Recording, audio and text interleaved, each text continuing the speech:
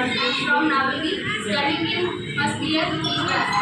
ಯುವ ನಾಯಕತ್ವದಿಂದ ಅಷ್ಟು ಸಾಧ್ಯ ಅನ್ನಿಸ್ತದೆ. ಯಾಕಂದ್ರೆ ಸಾವಿತ್ರಿಬಾಯಿ ಫುಲೆ, ರಾಣಿ ಚೆನ್ನಮ್ಮ, ವಂದೇ ಒಬ್ಬಮ್ಮ ಇವರೆಲ್ಲರೂ ಒಬ್ಬರೇ ಓಡಾಡಿರ್ತಾರೆ. ಅವ್ರಿಗೆ ಯುವ ನಾಯಕತ್ವ ಬೆಂಬಲ ಏನು ಸಿಗುವುದೇ ಇಲ್ಲ.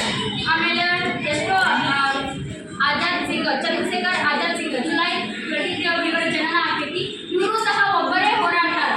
ಆಮೇಲೆ ಒಬ್ಬ ಒಳ್ಳೆಯ ವ್ಯಕ್ತಿಗೆ ಇರಬೇಕಾದ, ಒಳ್ಳೆಯ ನಾಯಕನಿಗೆ ಇರಬೇಕಾದ ಗುಣಗಳು ಆತ ಬುದ್ಧಿವಂತನಾಗಿರ್ಬೇಕು, ಮತ್ತು ಅವಾಗ ಸ್ವ ಅರಿವಿರಬೇಕು, ಆಮೇಲೆ ಅವನಿಗೆ ಪಾರದರ್ಶಕ ಆಗಿರ್ಬೇಕು. ಇವೆಲ್ಲ ಇದ್ರೆ ಯಾವ ವ್ಯಕ್ತಿ, ಯಾವ ನಾಯಕತ್ವದಿಂದನೂ ಆಗುದಿಲ್ಲ. ನಾವೊಬ್ಬರನ್ನು ಅದನ್ನ ನಾಯಕತ್ವ ನಮ್ಗೆ ಬೇಕಾಗೇನೇ ಇಲ್ಲ. ಅದರಿಂದ ನಾವು ಒಂದು ಇದನ್ನ ಇವೆಂಟನ್ನು ಮಾಡ್ಬೋದು.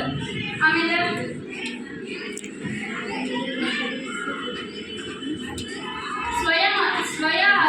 ಸ್ವಯ ಅರಿವು ಇತ್ತಂದ್ರೆ ಯಾವ ನಾಯಕತ್ವದಿಂದನೂ ಆಗೋದಿಲ್ಲ.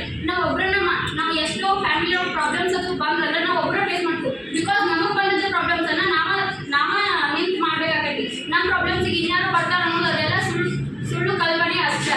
ನಮ್ಮ ಪ್ರಾಬ್ಲಮ್ಸನ್ನು ನಾವು ಹೆಂಗೆ ಮಾಡ್ಕೋತೀವಿ, ನಾವು ಹೆಂಗೆ ಸಾಲ್ವ್ ಮಾಡ್ಕೋತೀವಲ್ಲ, ಹಂಗೆ ಅಲ್ಲೇ ಯಾವ ಯುವ ನಾಯಕತ್ವನೂ ಬೇಕಾಗುವುದಿಲ್ಲ. ನಮ್ಮನ್ನು ನಾವು